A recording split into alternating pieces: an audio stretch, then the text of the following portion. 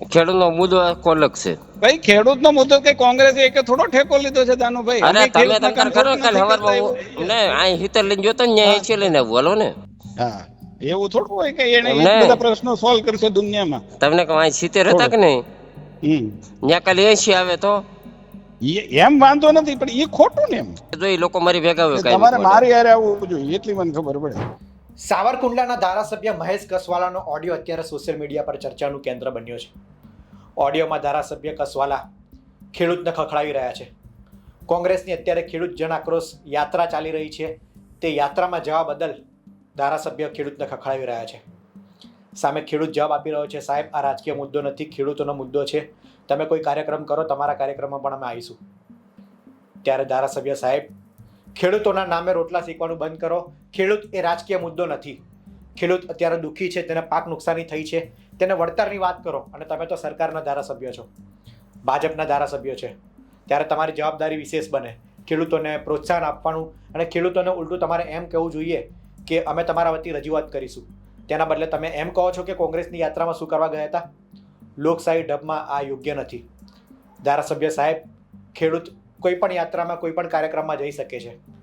જો આપણા હિતની કોઈ વાત હોય ત્યાં જવામાં વાંધો શું છે?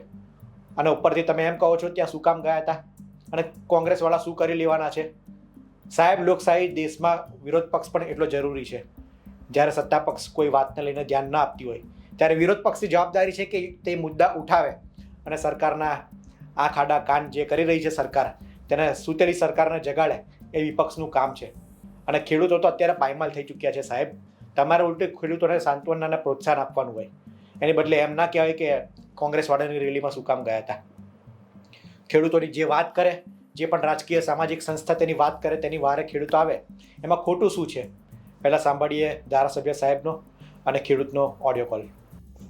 એમાં દુઃખ થાય ભાઈ. પછી હે આપણે હારે ચા પીવાની, ઘેરે આવવાનું, અમારે તમારે કામ કરવાનું, અને પછી ગમે ત્યારે લોકો અમને મતની વાત આખી અલગ છે. તમને કહું લોકો અમને કે તરત જ અરે મતની વાત આખી અલગ છે. લોકો કે આવું તમને નહીં ફોને કરે. કર્યા છે. એટલે જ તો પીડા ઉભી થાય ને તરત જ. હા પણ એ કોણે ફોન કર્યા એ મને ખબર છે. ના તમારા ગામ વાળું તો કોઈ છે નહીં મારી પાસે અત્યારે. પ્રણીકભાઈ તરત જ મતની વાત આખી તરત અલગ છે. આમાં બધા કેવું હોય જેમ અમારા જેમ સાંભળો મહેશભાઈ, મતની વાત આખી અલગ છે.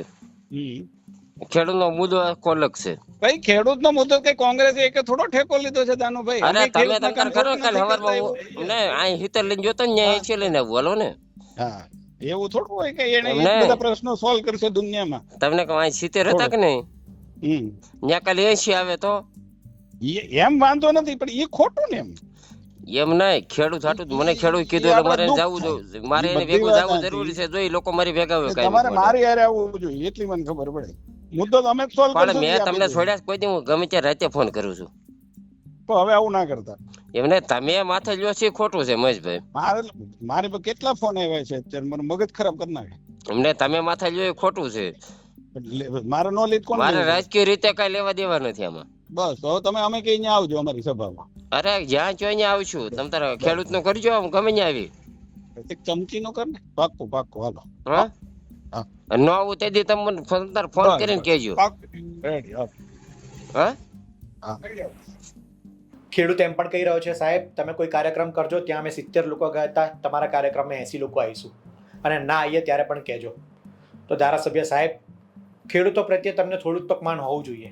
આ કોઈ રાજકીય મુદ્દો નથી. અને તમે ખેડૂતોના નામે કોઈ પણ ભારતીય જનતા પાર્ટી હોય, કોંગ્રેસ હોય કે આમ આદમી પાર્ટી, મહેરબાની કરીને ખેડૂતોના નામે એ રાજકીય રોટલા શેકવાનું બંધ કરો. કમસે કમ આ મુદ્દાને તો બક્ષો. કારણ કે ખેડૂતો પાયમાલ થઈ ચૂક્યા છે. ખેડૂતો મોટા પાયે નુકસાનીમાં છે, દુઃખી છે. ત્યારે તમામ પક્ષે ભેગા મળીને સરકારને રજૂઆત કરવી જોઈએ અને આ મુદ્દાનું સોલ્યુશન જલ્દીથી આવે, ખેડૂતોને જલ્દીથી વળતર મળે તેવી સરકારને અમારી પણ વિનંતી છે. આ રિપોર્ટમાં હાલ આટલું જ. ગુજરાતના તમામ મહત્વના સમાચાર માટે ગુજરાત તક જોતા રહો. ધન્યવાદ.